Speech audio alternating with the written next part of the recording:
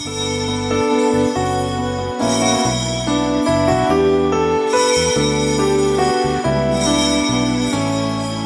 Panginoon ay darating, ang pag-ibig niya ay magniningning. Sa harap ng altar kami lumalapit, umaawit ng masayang papuri.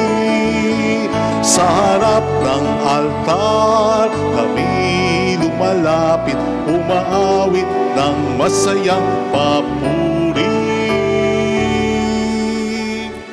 Sa ngalan ng Ama at ng Anak at ng Espiritu Santo. Amen. Sumainyo ang Panginoon. At sumaiyo rin. Upang tayo maging marapat sa banal na misang ito, halina't magsisimulan tayo para sa ating mga kasalanan at pagkukulang. Tayo pong lahat, inaamin ko sa makapangyarihang Diyos at sa inyo mga kapatid, na lubha akong nagkasala sa isip, sa salita at sa gawa, at sa aking pagkukulang.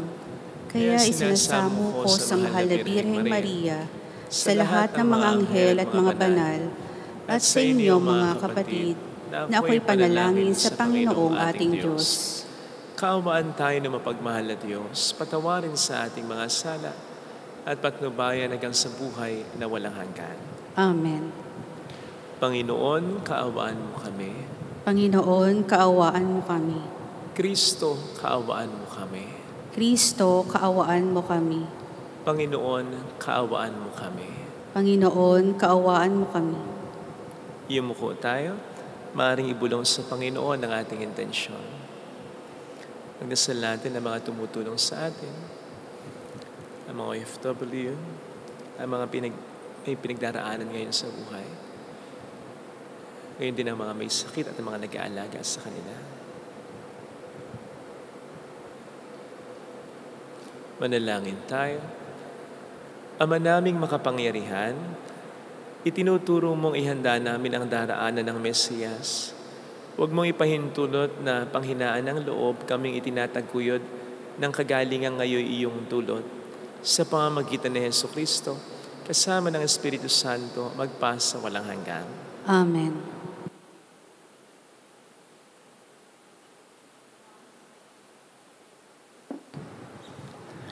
Ang salita ng Diyos mula sa aklat ni Propeta Isaias. Saan ninyo ngayon ipaparis ang Diyos? Siya'y kanino itutulad? Tumingin kayo sa sangkalangitan. Sino ba ang lumikha ng mga bituin? Sino ba sa kanila'y nagpapakilos? At isa-isang tumawag sa kanilang pangalan. Dahil sa kanyang kapangyarihan, isa may wala siyang nakaligtaan. Israel, bakit ikaw ay nagrereklamo na di lang alintana ng Panginoon ang kabalisahan mo at di lapansin ang iyong kaapihan? Di ba ninyo alam, di ba ninyo talos na itong Panginoon ang walang hanggang Diyos? Siya ang lumikha ng buong daigdig. Hindi siya napapagod.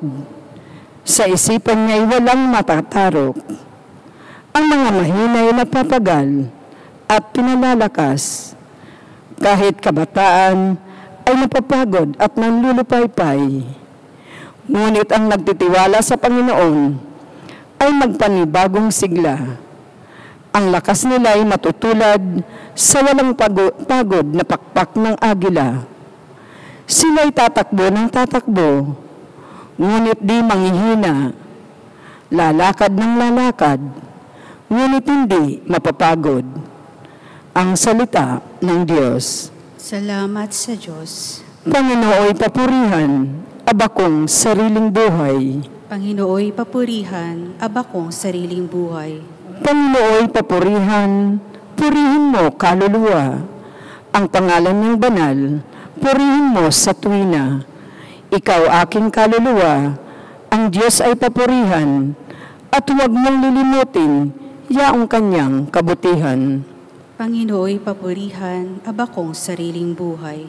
Ang lahat kong kasalanay siya ang nagpapatawad, Ang anumang aking sakit, ginagamot niyang lahat.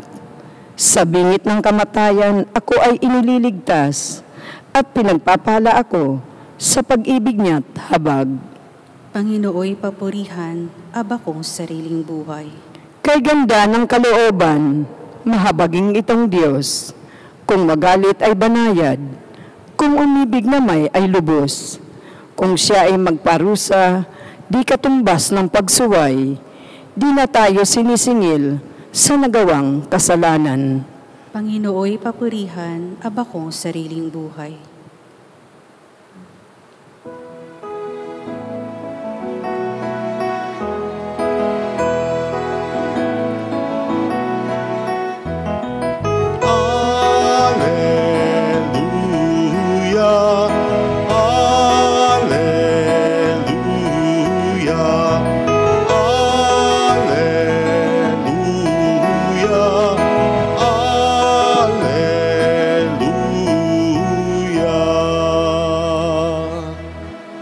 Sumainyo ang Panginoon At sumaiyo rin. ang mabuting balita ng Panginoon ayon kay San Mateo. Papuri sa iyo, Panginoon. Noong panahong iyon, sinabi ni Jesus, "Lumapit kayo sa akin kayong lahat na napapagal at nabibigatan sa inyong pasanin, at kay pagpapahingahin ko. Pasanin ninyo ang aking pamatok at mag-aral kayo sa akin. Ako'y maamo at mababang loob, at makasusumpong kayo ng kapahingahan para sa inyong kaluluwa. Sapagkat maginhawang dalhin ang aking pamatok at magaan ang pasaning ibibigay ko sa inyo." Mga kapatid, ang mabuting balita ng Panginoon. Pinupuri ka namin, Panginoong Hesukristo. Welcome sa Our Lady of Lazaret, Quasay Parish, kung saan ayos lang pong umiyak at samahan tayo ng mahal na ina sa pag-iyak at sa pagdarasal upang maging maayos ang lahat. Isa sa pangunahing pangangailangan natin ay pahinga, rest. Sapagkat hindi naman tayo nilikha ng Diyos na magtrabaho na walang humpay. Kaya nga kasama sa sistema ng ating pagkatao ang tayo mapagod. Besides, ang Diyos ang siyang nag-introduce sa atin ng idea ng pamamahinga sa matandang tipan, at ngayon nga po sa ating ebanghelyo na mga napakinggan, ang ating Panginoong Diyos mismo, si Jesus mismo, ang nag-aalok sa ating lahat ng rest o pahinga. Pero hindi po ito yung pahinga na alam natin o nang inanais ng marami sa atin, staycation, long vacation, o kahit yung simpleng pagkain sa labas, pamamasyal, o pag-unwind lang. Kasi ang mga pamamahingang ito ay panandalian lang. At hindi po yan ang pahinga na inaalok sa atin ng poong may kapal. Isipin po ninyo, maraming beses na rin nating narinig, o baka nga tayo mismo ang nakapagsabi nito, after a long vacation, back to reality na naman. At sinasabi yan ng parang nangihina na. So kababakasyon lang, parang pagod na naman. Para bagang ang pahinga nila ay naiwan sa magandang tanawin, sa magandang lugar, sa mga tao, at sa mga magandang karanasan na kanilang naranasan. Na kung po pwede nga lang nilang bitbitin at wag matapos, kanilang gagawin. Kaya hanggang dun lang yung pahinga na naibibigay ng mga ito sa atin. Hindi po ganito ang pahinga na inaalok ng Panginoon. Kasi higit pa sa pahinga ng katawan, ang gusto niyang ibigay sa atin ay pahinga ng ating kaluluwa, ng ating kalooban. Kaya nga po sa Ebanghelyo, sabi ng Panginoon, "Lumapit kayong lahat sa akin, kayong lahat ng mga napapagal at nabibigatan sa inyong pasanin, at kayo pagpapahingahin ko." Sipin po ninyo, sabi niya lahat. Kasi ito ay imbitasyon para sa lahat. Pero lahat din in a sense na lahat tayo may kailangan ng pahingang ito. Pahinga kay Kristo. Hindi pahinga sa kung saan o kasama kung sino. Kaya nga sabi ng Panginoon, "Lumapit kayo sa akin." Sa Kanya lang talaga. Sapagkat ang bigay niyang pahinga ay hindi lamang pangkatawan, kundi pangkaluluwa. Now, Pwedeng may mga nagre-react sa atin ngayon at nagsasabing, Father, bakit gano'n? Nagdadasal naman ako, pero feeling ko pagod pa rin ako, malungkot pa rin ako, natatakot pa rin ako, may kulang pa rin. Baka po tinatrato natin ang Panginoon bilang pahinga na katulad ng iba nating pahinga. Katulad ng sinabi natin kaninang pagbabakasyon, pag-unwind, na ginagawa lang natin kung kailan natin kailangan. Kasi we feel tired. Kaya nagdarasal lang tayo kapag nalulungkot, nasasaktan, nangangailangan. But then, kapag okay na yung pakiramdam natin, balik na uli tayo sa dating routine buhay natin. Sa dating buhay at routine natin na hindi kalugod-lugod sa Panginoon natin. Sa dating buhay at routine natin na parang hindi natin na kailangan ang Panginoon natin. Mapapagod nga uli talaga tayo. Sapagkat ang tunay nating kapahingahan, lalong-lalo na ng puso natin, sabi nga ni San Agustin, ay nasa Panginoon lang natin. Ang tunay na pahinga na inaalok dito ng Panginoon ay yung pagsusurrender natin sa Kanya ng buhay natin. Our dreams, our desires, our thoughts, our feelings, everything. Lahat. Yung siya ang talagang masusunod sa buhay natin sa kung anong iisipin, gagawin, sabihin natin. Tama na mahirap, pero kaya nga sabi ng Panginoon, bibigyan niya din tayo ng pamatok. Magtatrabaho pa rin tayo. Hindi naman ito total na pahinga. Pero mas madali ito kumpara sa pag-aalala, hinggil sa security ng buhay natin sa mundong ito at sa buhay sa kabila na anytime pwede natin harapin talaga. Maliwanag ang sinasabi ng Panginoon sa John 10:28, kapag ang buhay natin ay nasa Kaniyang mga kamay, walang po pwedeng umagaw sa atin. No one can snatch them out of my hand. Hindi ba't yun ang pahinga na kailangan natin? Yung masigurado natin na hindi tayo maano dahil ang buhay natin ay nasa mga kamay ng Panginoon natin. Ang dami ko nang na-encounter na mga namatay at namatay nakapahinga ng payapa. Ito yung mga taong nakapangumpisal, nakapagbago, na isurrender ang kanilang buhay sa Diyos. But then I wonder, kinakailangan pang bang magkasakit tayo ng malubha? Yung mawala na ng pag-asa na tayo gumaling pa? Yung mahimlay tayo sa banig ng karamdaman bago natin isuko na ang lahat sa Kanya, bago natin sabihin ikaw na ang bahala sa buhay ko, bago natin sabihin ikaw na ang masusunod ngayon sa buhay ko. Di ba pwedeng habang bata pa tayo, habang malakas pa tayo, ay isuko na natin ang lahat sa Kanya? Siya nang magdesisyon lagi sa buhay natin upang mas maging payapa na ang pakiramdam natin, upang mas mapahinga na ang isip at ang puso natin. Again, tama na mahirap, pero pwede naman po nating unti-untiin. Ito po ang dahilan kung bakit sabi ng Panginoon, di ba, if we want to follow Him, we must deny ourselves, carry our cross daily. So araw-araw, isuko natin sa Diyos ang ating buhay, mula sa kung ano ang bibilhin natin, kakanin natin, sinong kakausapin natin, anong relasyon ang iingatan, pati ng mga relasyon na tatapusin na natin, sasabihin natin, iisipin natin, lahat, everything, upang talagang ma-feel nating sabihin, lalong-lalo na sa harap ng mga problemang maranasan natin, ang Diyos na ang bahala sa akin. Kasi ang buhay natin ay talagang nasa mga kamay na ng Panginoon natin. Doon lang po tayo makararamdam ng tunay na kapahingahan. Ito po sana ang hiling nating biyaya sa ating banal na pagdiriwang. Amen. Ilagay natin ang ating kanang kamay sa tapat ng ating puso.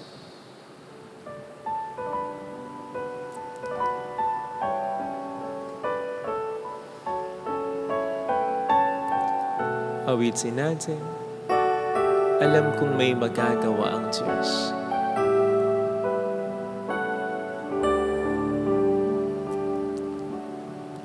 Alam kong may magagawa ang Diyos. Alam kong may magagawa ang Diyos. Alam kong may magagawa Walang imposible sa Kanya. ang Diyos. Kung ako'y magtatapat, Kung ako'y magtatapat sa Kanya'y maglilingkod, sa Kanya'y maglilingkod, alam kong may magagawa ang Diyos. may magagawa ang Diyos. Alam kong diringhin ng Diyos ang samo ko, sapagkat anak niya ako. ng Diyos ang samo ko. Alam kong diringhin ng Diyos ang samo ko. Alam kong diringgin ng Diyos ang samo ko.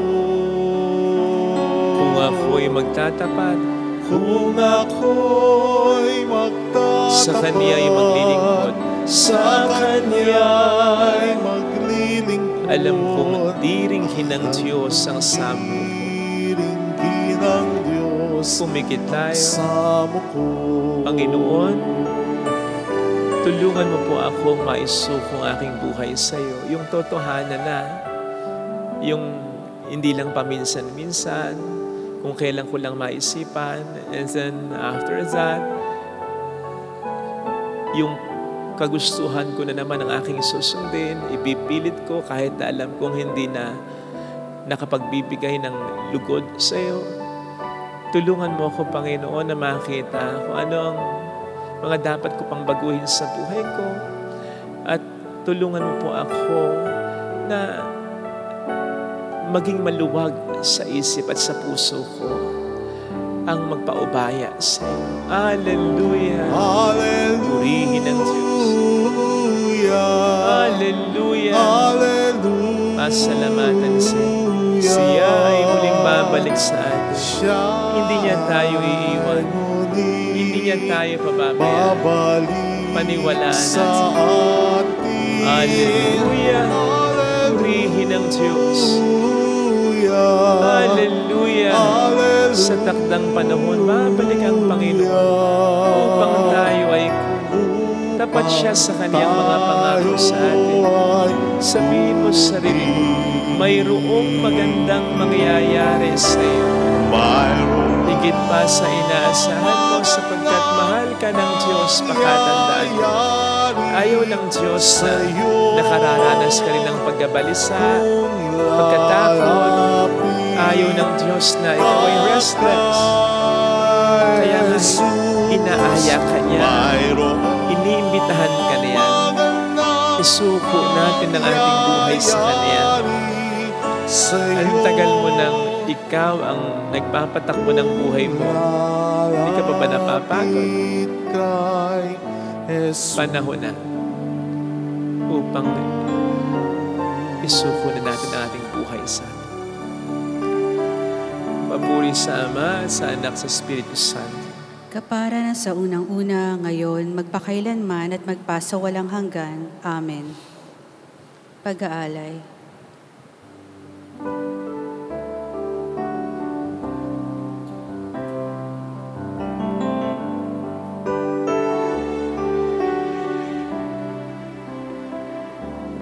Tanggapin mo,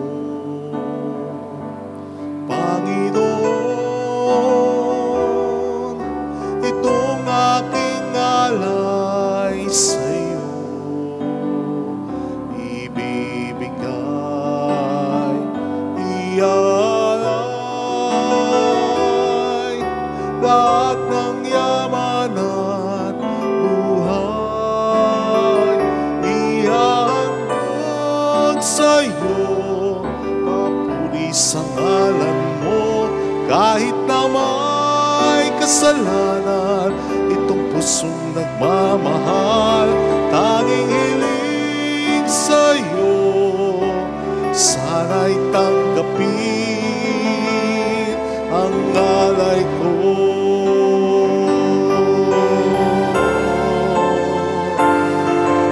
Ako ay tumatawag sa'yo, sana'y tanggapin, sana'y tanggapin, sana'y tanggapin ang alay ko.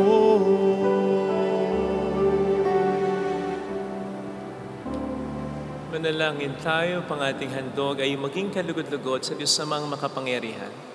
Tanggapin nawa ng Panginoon itong paghahain sa iyong mga kamay, sa kapurihan niya at karangalan sa ating kapakinabangan at sa buong sambayanan niyang banal.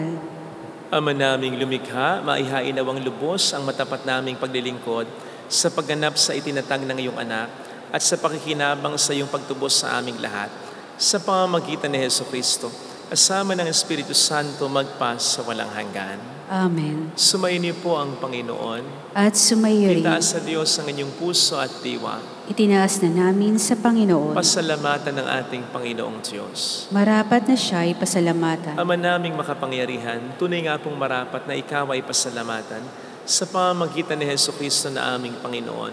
Siya isinugo mo upang matupad ang iyong magandang balak para sa lahat. Hindi niya ikinahiyang mamuhay ng mahirap upang mapakisamahan niya kaming matapat. Siya'y naging hindi na iba sa amin upang maitampok niya kami sa iyong piling.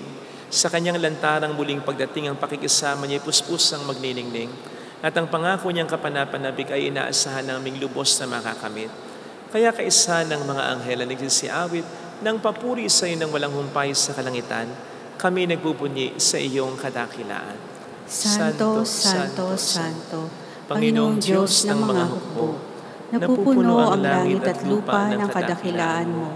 Hosana sa kaitaasan. Pinagpala ang naparirito sa ngalan ng Panginoon. Hosana sa kaitaasan. Ama naming banal, ikaw po ang bukhal ng tanang kabanalan. Kaya't sa pamamagitan ng iyong Espiritu gawin mong banal ang mga kaloob na ito upang para sa amin ay maging katawan at dugo ng aming Panginoong Jesucristo. Bago niya pinagtiis ang kusang loob na maging handog, hinawakan niya ang tinapay, pinasalamatan kaniya, pinaghati-hati niya iyon, iniabot sa kaniyang mga alagad at sinabi, "Tanggapin ninyong lahat ito at kanin. Ito ang aking katawan na iahandog para sa inyo."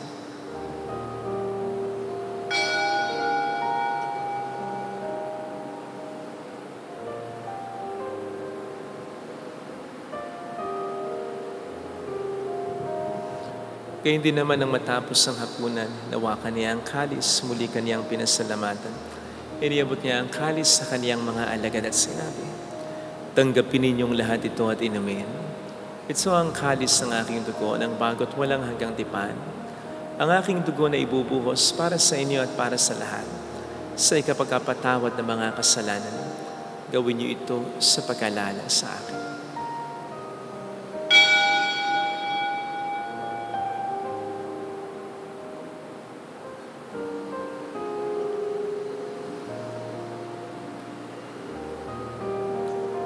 Ang misteryo ng ating pananampalataya, si Kristo'y namatay, si Kristo'y nabuhay, si Kristo'y babalik sa wakas ng panahon. Ama, ginagawa namin ngayon ang pag-alaala sa pagkamatay at muling pagkabuhay ng iyong anak. Kaya inialay namin sa iyo ang tinapay ng buhay at ang kalis ng kaligtasan.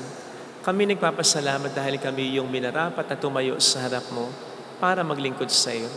Sinasamo namin kami na magsasalo sa katawan at dugo ni Kristo ay mabuklod sa pagkakaisa sa pamamagitan ng Espiritu Santo. Ama, lingapin mo ang iyong simbahang laganap sa buong daigdig. Puspusin mo kami sa pag-ibig. Kaisa ni Leon na aming Papa, ni Dennis na aming Obispo at ang Tanang Kaparian. Alalahanin mo mga kapatid naming nahimlay nang may pag-asang sila'y muling mabubuhay, lalo ng aming mga ipagdarasal. Saglit nating alalahanin ang ating mga minamahal na yumao.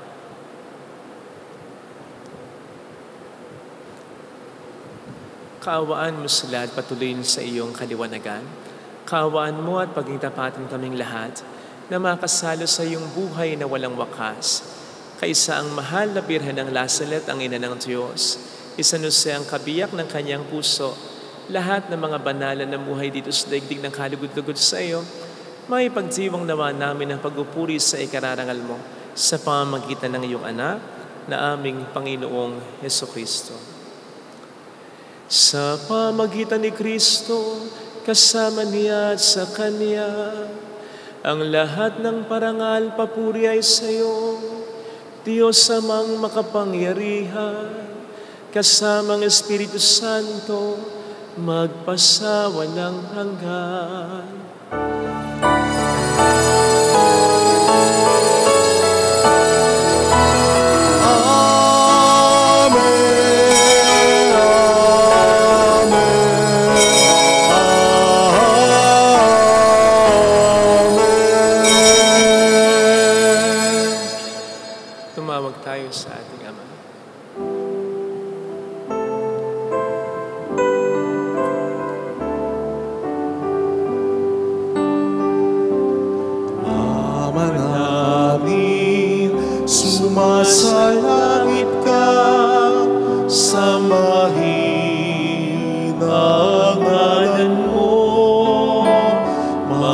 sa amin ang kaharian mo, sundin ang loob mo dito sa lupa para lang sa langit. Bigyan mo kami ngayon ng aming kakanin sa araw-araw, at patawarin mo kami sa aming mga sala, para ng pagpapatawad namin sa nagkakasala sa amin. At huwag mo kaming ipahintulot sa tukso, at iadya mo kami sa lahat ng masama. Iniling namin kami adya sa lahat ng masama, pagkalooban ng kapayapaan araw-araw. Iligtas sa kasalanan samantalang aming pinaghahandaan ang dakilang araw ng pagpapahayag ng tagapagligtas namin sa Hesus Kristo. Sapagkat iyong kaharian, kapangyarihan, at ang kapurihan, magpakailanman. Amen. Panginoong Hesus Kristo, sinabi mo noon, sinasabi mo rin sa amin ngayon, kapayapaan ang iniiwan ko sa inyo, aking kapayapaan ang binibigay ko. Tuhayin mong aming pananampalataya, wag ang aming pagkakasala. Pagkalooban mo kami ng kapayapaan at pagkakaisa sa iyong kalooban, kasama ang Espiritu Santo magpas sa walang hanggan. Amen. Ang kapayapaan ng Panginoon ay sumainyo daw ang lahat. At sumaiyo rin. Magbigayan tayo ng kapayapaan sa isa't isa. Kapayapaan. Kordero ng Diyos na nag-aalis sa mga kasalanan sa libutan, maawa ka sa amin. Kordero ng Diyos na nag-aalis sa mga kasalanan sa libutan, maawa ka sa amin. Kordero ng Diyos na nag-aalis ng mga kasalanan ng sanlibutan, ipagkaloob mo sa amin ang kapayapaan.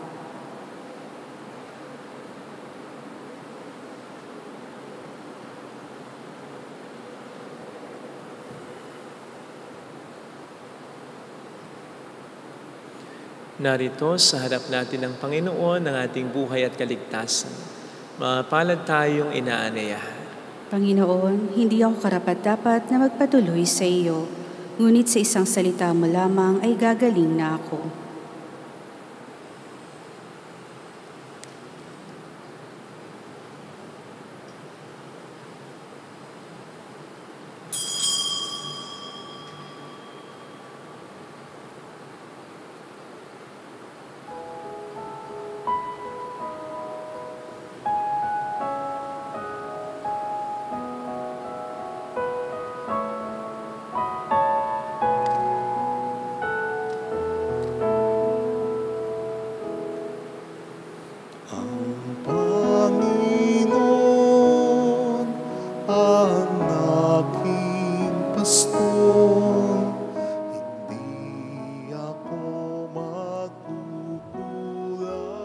Panalangin para sa espiritual na pakikinabang.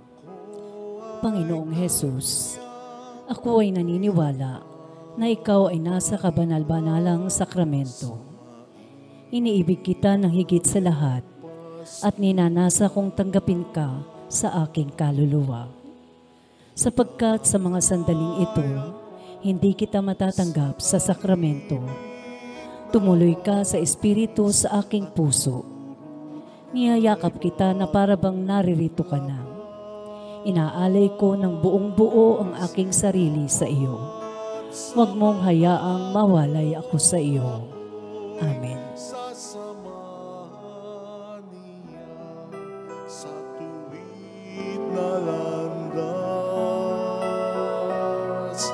Ang Panginoon ang aking pastor. Hindi ako magkukulang.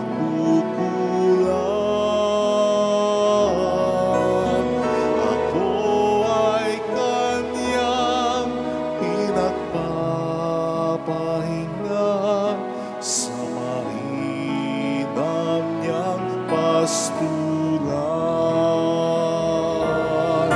Ang Panginoon ang aking pastor, hindi ako magkukulang.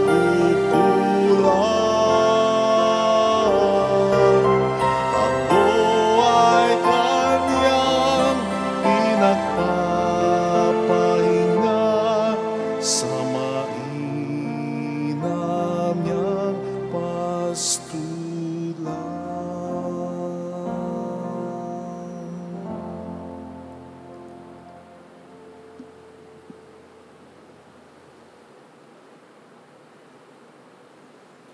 Manalangin tayo. Ama naming mapagmahal, ang pinagsaluhan namin ngayon sa ikapagpatawad ng mga kasalanan ay magpagindapat nawang kami maging handa para sa Pasko ng pagsilang ng iyong anak na siyang namamagitan kasama ng Espiritu Santo magpa sa walang hanggan. Amen. Holy God, Holy Mighty One, Holy Immortal One. Have mercy on us and on the whole world. Holy God, Holy Mighty One, Holy Immortal One. Have mercy on us and on the whole world. Holy God, Holy Mighty One, Holy Immortal One.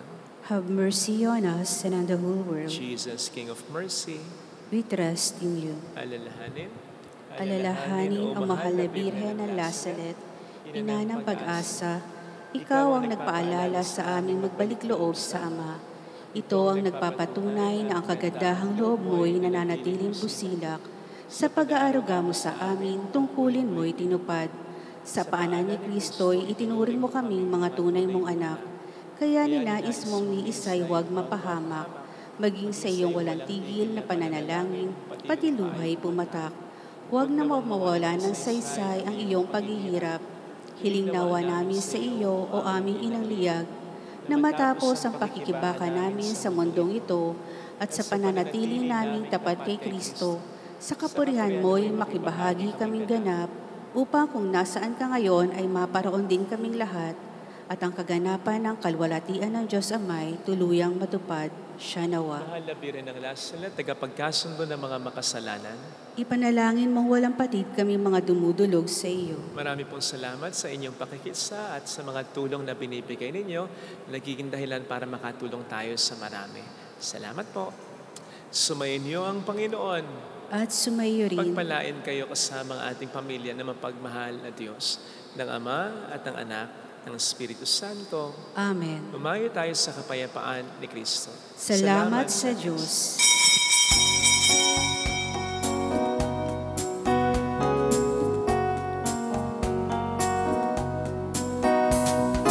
On this day, O Mother of our Lord, we sing you praise for lighting up our way.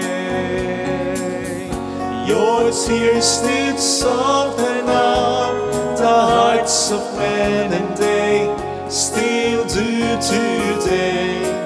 May our love for you bring comfort in your pain.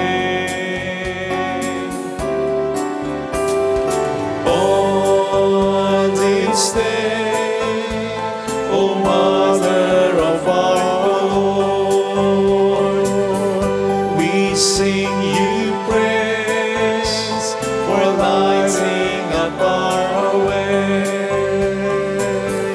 Your tears did soften up the hearts of men, and they still